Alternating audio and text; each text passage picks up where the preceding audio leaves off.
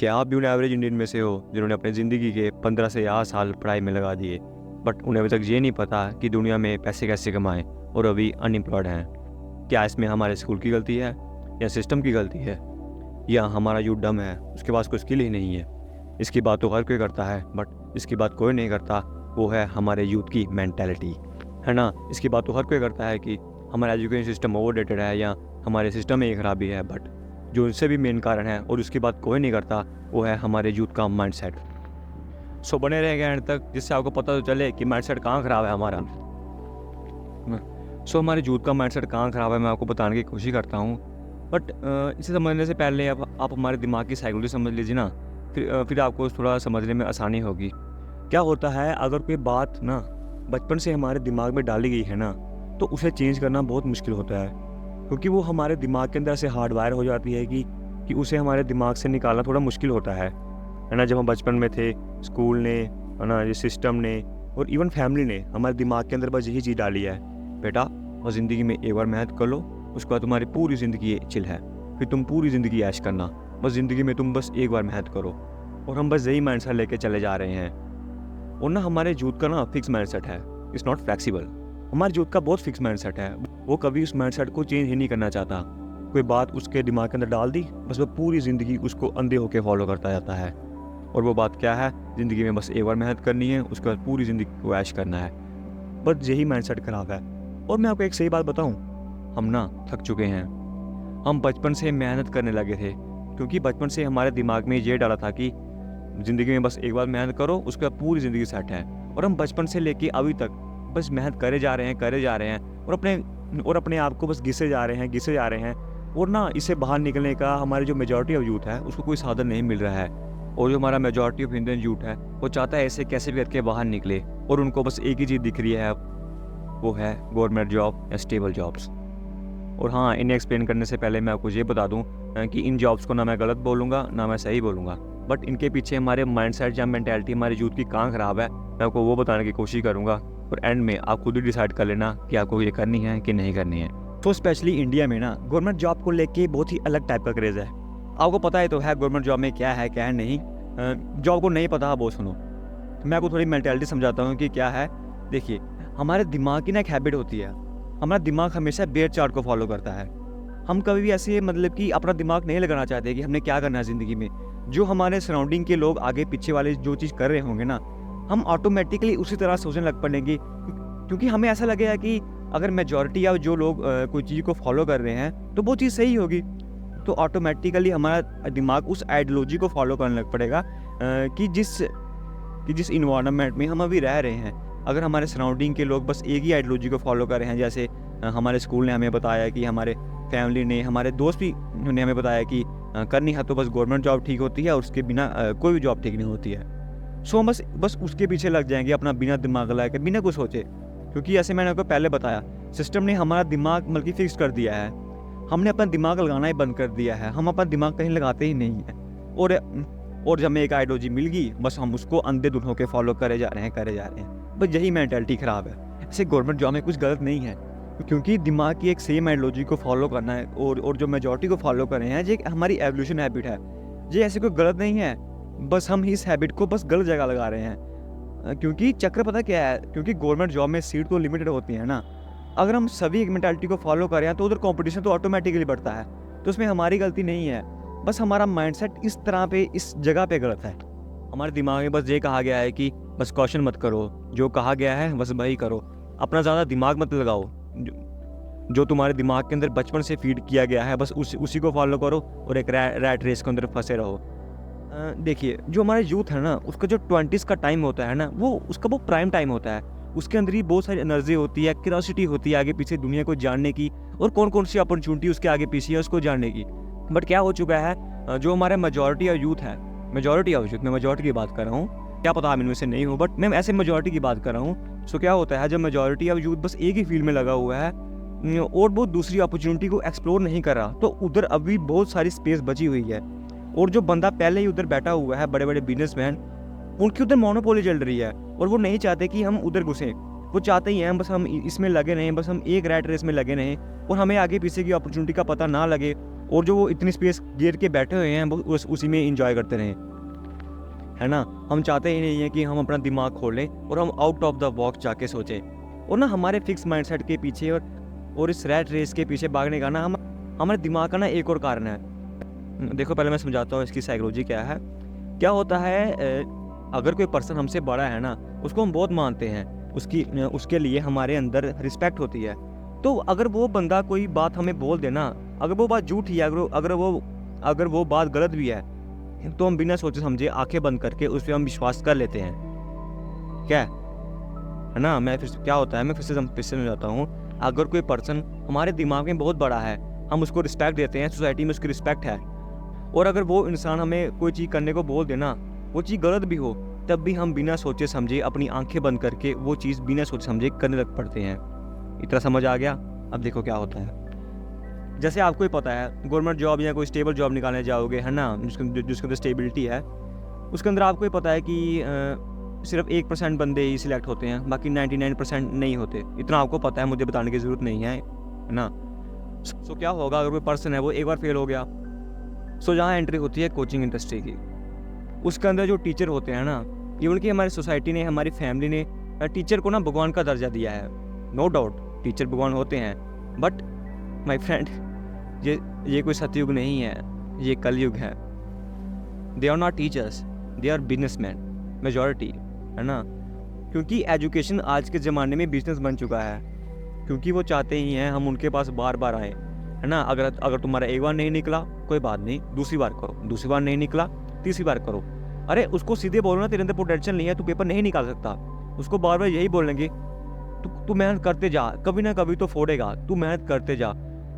उसको ऐसे बोलते रहेंगे जब तक उसकी उम्र पूरी खत्म नहीं हो जाएगी। जब तक वो टीचर ऐसे बिजनेसमैन का मुखौटा डाल के बैठे हैं, उसको चूज नहीं लेंगे, उसके पूरे रिसोर्सेज को खत्म नहीं कर देंगे, तब तक उसको वो नहीं छोड़ेंगे, है ना। यही होता है आजकल इंडिया में एजुकेशन एक बिजनेस बन चुका है ना। और इन कोचिंग इंडस्ट्री और ये MLM में कोई ऐसा इतना फ़र्क नहीं रहा है। अब सबको पता है कि जो 99% है उनका नहीं होने वाला। MLM वाले भी सपने बेचते हैं, और जो कोचिंग इंडस्ट्री हैं जी, वो भी सपने बेचते हैं। इनमें कोई डिफरेंस नहीं है ना। और होता पता क्या है, लगा लो एक पर्सन है, मतलब कि उसकी उम्र होने वाली है अब, उसकी उम्र अभी 27-28 साल की हो चुकी है, और वो अभी तक, आप खुद ही सोचिए ना, अगर कोई पर्सन कोई और काम कर रहा है, उसको उसमें रिजल्ट नहीं मिल रहा है, तो वो काम वो ईजिली छोड़ सकता है। बट अगर कोई पर्सन कॉम्पिटिटिव या गवर्नमेंट एग्जाम की तैयारी कर रहा है, वो एंड तक क्यों नहीं छोड़ता पढ़ाई अपनी? क्या होता है, क्या वो डीमोटिवेट नहीं होता है डीमोटिवेट, बट इसके पीछे भी एक कारण है। क्या होता है मैं आपको बताता हूँ। जो ये कोचिंग है ना, जो सिस्टम है हमारा, जो पूरा कोचिंग इंडस्ट्री है, अगर कोई बंदा बार बार फेल हो रहा है, तो वो उसको यही बोलेगा कि तुम पढ़ते रहो, तुम पढ़ रहे हो, इसका मतलब तुम कुछ ना कुछ प्रोडक्टिव कर रहे हो। अगर हमारे दिमाग को पता लग गया कि कोई काम हम प्रोडक्टिव कर रहे हैं, तो वो कभी भी हमारे अंदर डिप्रेशन इंट्रोड्यूस नहीं करता है, क्योंकि डिप्रेशन का काम यही होता है कि हमें बताना कि हम कुछ ज़िंदगी में अभी गलत कर रहे हैं। फिर हम वो बिना कुछ सोचे समझे करते जाते हैं, इवन कि उसका हमें रिजल्ट अभी नहीं मिल रहा है ना। आज ऐसे सोचेगा कि आज मैंने पूरा रिवोल्ट ऑफ 1857 से लेके पूरा इंडिपेंडेंट 1947 तक पढ़ लिया पूरा, है ना। आज मैंने कितना पढ़ा, आज मेरा दिन कितना प्रोडक्टिव गया।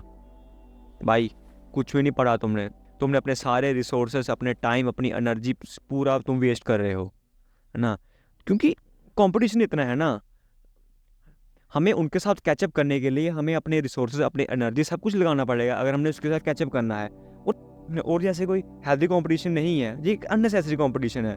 हम बस एक नंबर के मेरिट के लिए हम एक दूसरे से लड़े जा रहे हैं। इसका वैसे कोई मतलब नहीं है। और हाँ, इतना एक्सप्लेन करने के बाद मैं ऐसे नहीं बोलता कि गवर्नमेंट एग्ज़ाम है, ऐसे नहीं बोलता कि गवर्नमेंट एग्ज़ाम या ऐसे गवर्नमेंट नौकरी करना गलत है।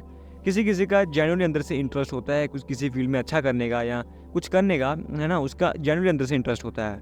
बट अगर आप सिर्फ इसलिए जा रहे हो कि बस स्टेबिलिटी है, आगे पीछे सुन के कि बस यही करना है, you are in a wrong direction, है ना।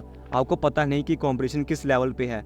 ऐसे हुए मत चले जाना कि हवा में, है ना, कभी ना कभी तो हो ही जाएगा। सिर्फ 1% का होता है, 99% बंदे बाहर जाते हैं, है ना। और ये मत सोचना कि कुछ नहीं होगा, है ना। और ये सोच लेना है कि यू हैव टू पे द प्राइस।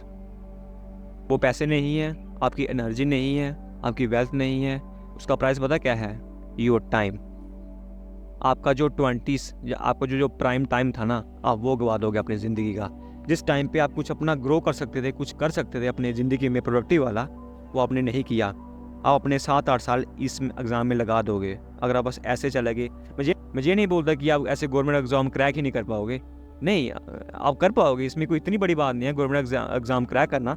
बट जितनी आप एनर्जी इसमें लगाओगे ना, कभी इसकी आधी एनर्जी आधी नहीं, इसकी 50 से 60% एनर्जी कभी किसी और स्किल सीखने में या कहीं और काम करने में लगा दो ना, मुझसे लिखवा के ले लो, आप 2 साल के बाद, ठीक है, कभी आप 2 साल जी भर के कोई काम या कोई स्किल सीखने में लगा दो ना, आप हमेशा इस गवर्नमेंट जॉब से आगे रहोगे, है ना। अगर आपका दोस्त गवर्नमेंट जॉब कर रहा है और आप किसी और सेक्टर में घुस गए, प्राइवेट सेक्टर में या कॉर्पोरेट सेक्टर में, उसकी बात मैं करता हूँ अभी, कभी आप कभी किसी स्किल सीखने में और उसको इम्प्लीमेंट करने में लगा दो ना, आप हमेशा आगे रहोगे, है ना। तो बस इतना था गवर्नमेंट एग्ज़ाम के बारे में, मैंने आपको पूरी मेंटालिटी बता दी कि कहाँ मेंटालिटी ख़राब है। अब जो आपके ऊपर है, आपने अपनी ज़िंदगी के अंदर क्या करना है। मैं कौन होता हूँ आपको बताने वाला, है ना, बट मैंने आपको समझा दिया, ठीक है। अब आते हैं दूसरी जॉब पे, वो होती है प्राइवेट सेक्टर की जॉब या कॉर्पोरेट वर्ल्ड, ठीक है, आपको पता है। चलो, इसमें पता क्या होता है, इसमें पूरी गेम उलट जाती है, क्योंकि इसमें पहले आपको साइकोलॉजी बताता हूँ दिमाग की। क्या होता है, जो काम हमें अनफेमिलियर या अनसर्टेन लगता है ना, हमारा दिमाग उसकी तरफ नहीं जाना चाहता, ठीक है। इतनी बात समझ आ गई। अब मैं आपको बताता हूँ क्या होता है। आपको ये पता है कि बचपन से हमारे दिमाग में डाला गया है कि गवर्नमेंट जॉब, सेफ, कोई रिस्क नहीं लेना, सिर्फ सेफ, तुम्हें पूरी ज़िंदगी के अंदर सेफ खेलना है। हमारे दिमाग के लिए फैमिलियर क्या हो गया, गवर्नमेंट जॉब, स्टेबल जॉब, ठीक है। और अनफेमिलियर क्या हो गया, रिस्की जॉब, है ना, प्राइवेट सेक्टर की जॉब। तुम्हारा बॉस तुम्हें कभी भी निकाल सकता है, उधर बहुत रिस्क है, उधर नहीं जाना, हमेशा सेफ खेलना है, इधर चलो। और वो चीज़ हमारे लिए बहुत अभी अनफेमिलियर है, तो हमारा दिमाग उसकी तरफ नहीं जाना चाहेगा।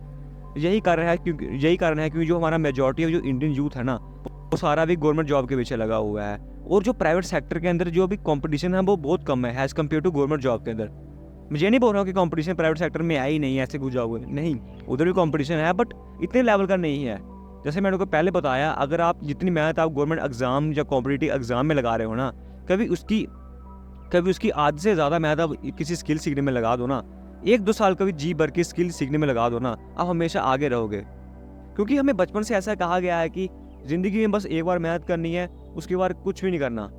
बट ये पूरी थ्योरी गलत है। हमारी पूरी ज़िंदगी एक रेस की तरह है, हमें अपनी पूरी ज़िंदगी मेहनत करनी होती है। हमें ऐसे कोई सिखाता ही नहीं है, हमें अपनी पूरी ज़िंदगी मेहनत करनी पड़ेगी, तब भी हम सर्वाइव करेंगे।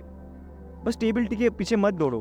अगर हमने गवर्नमेंट जॉब पा ही ली, फिर क्या करोगे आप? पूरी ज़िंदगी एक कमरे के नीचे बैठे रहोगे, है ना? फिर अंकल की तरह तोन बाहर निकाल के क्या करोगे तुम, मुझे बताओ। अगर आपकी ज़िंदगी में कुछ फुलफिलमेंट हो रही है, आपको लग रहा है आप ग्रो कर रहे हो ज़िंदगी जीने में, इसमें ही मज़ा आता है ना? अगर आपकी लाइफ ऐसे कुछ अनसर्टेन नहीं है, आपको पता है मेरी ज़िंदगी बस एक पूरी प्लेन रोड की तरह है, उस ज़िंदगी जीने में मज़ा आएगा कोई? अगर आपकी ज़िंदगी में उतार चढ़ाव नहीं आएंगे, तब तक वो ज़िंदगी जीने का मतलब ही नहीं है। अगर आपको ज़िंदगी में कुछ रियली फुलफिलमेंट लानी है, तो आपको अपने माइंडसेट या डायरेक्शन को चेंज करना पड़ेगा और अलग तरह से सोचना पड़ेगा, है ना? ज़िंदगी में तो मेहनत तो करनी पड़ेगी ना। आप ऐसा क्यों सोचते हो? आप अपने आप से पहले खुद ही सवाल पूछो ना, कि आप इतने वो आलसी हो कि आप ज़िंदगी के अंदर बस एक बार मेहनत करना चाहते हो, उसके बाद कभी मेहनत करना नहीं चाहते? क्या आप इतने आलसी हो, है ना? और कई बंदे बोलते हैं कि यार वो रिस्की जॉब है यार, मुझे स्टेबल जॉब चाहिए, उधर कुछ मज़ा नहीं है, क्या पता बॉस आपको कब निकाल देगा, है ना? ऐसा बोलते हैं मुझे, है ना? आपने वो कहावत तो सुनी होगी कि जो चिड़िया होती है वो पेड़ के डाले पे इसलिए नहीं मज़े से बैठती क्योंकि वो मजबूत है या स्टेबल है, वो इसलिए बैठती है क्योंकि उसको अपने पे यकीन है, वो उस पर डिपेंडेंट नहीं है, उसको अपने पे यकीन है, उसको अपने पे कॉन्फिडेंस है कि वो उड़ सकती है। और इसी चीज़ को अपनी ज़िंदगी के अंदर अप्लाई करो। आप अपने आप को इतना कैपेबल बनाओ कि आपका बॉस आपको बाहर निकाल ही नहीं पाए। सीधी सी बात है। अगर आपके अंदर इतनी कैपेबिलिटी है, है ना, अगर आपके अंदर इतनी कैपेबिलिटी है, आपकी परफॉर्मेंस बहुत अच्छी है, कोई आपको अपनी जॉब से क्यों निकालना चाहेगा, है ना? आप स्टेबिलिटी के पीछे क्यों भाग रहे हो? अपने आप को इतना कैपेबल बनाओ ना, स्टेबिलिटी खुद ब खुद आ जाए आपके पास। और ज़्यादा लोग ये बोलते हैं कि यार प्राइवेट नौकरी में क्या है यार, उसकी इज्जत कहाँ है प्राइवेट जॉब की? अगर तुम प्राइवेट करते हो तुम्हारी क्या इज्जत है? तुम्हें कौन पूछेगा? कौन प्राइवेट नौकरी कर रहा है ना? कहाँ छोटे पद से स्टार्ट करूँगा? बट ये तो प्रॉब्लम है हमारे यूथ की। हम चाहते ही हैं कि हम शुरू से किंग बने। अगर आपको पहले किंग बनना है ना, आपको पहले पॉइंट से कभी ना कभी से स्टार्ट करना पड़ेगा। If you have to be a king you have to first become a pawn, है ना? इस बात को याद रखो हमेशा।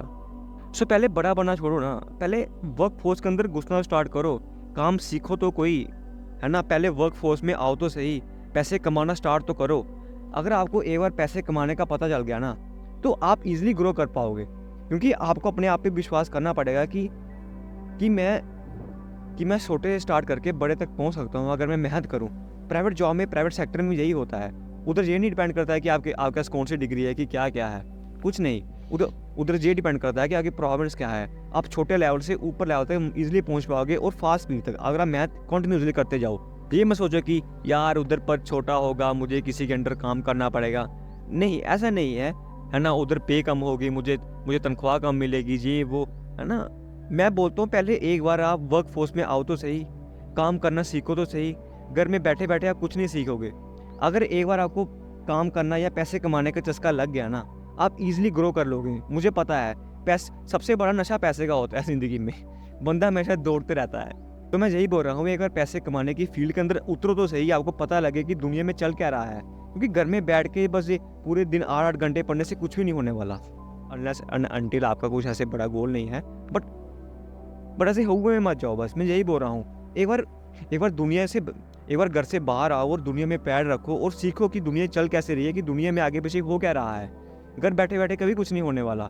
आपको खुद ही स्टेप अप करके अपने दिमाग को खोलना पड़ेगा और देखना पड़ेगा कि आगे पीछे क्या चल रहा है। एक सेकेंड, आई थिंक वीडियो पर लंबी हो जाएगी और मैं थोड़ा और अभी आपको एक्सप्लेन करना था इसके अभी जो 2 वेज और पड़े हैं जिससे आप पैसे कमा सकते हैं।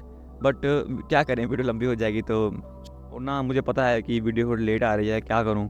मैं अपने थोड़ा अभी काम में बिजी हूँ, मैं वीडियो नहीं बना पा रहा हूँ। बट कोशिश तो कर रहा हूँ मैं हफ्ते में 1 बनाने की, बट नहीं बन रही, क्या करें। चलो, ये भी एक ज़िंदगी का फेज़ होता है। तो मैं इसके अगली वीडियो में आपको एक्सप्लेन कर दूँगा, वो भी इससे ज़्यादा इंटरेस्टिंग होगी। और हाँ, सो लाइक शेयर कमेंट कर दीजिएगा। जब आप कमेंट करते हैं तो मुझे बहुत अच्छा लगता है। सो ठीक है, फिर मिलते हैं अगली वीडियो में, तब तक के लिए गुड बाय।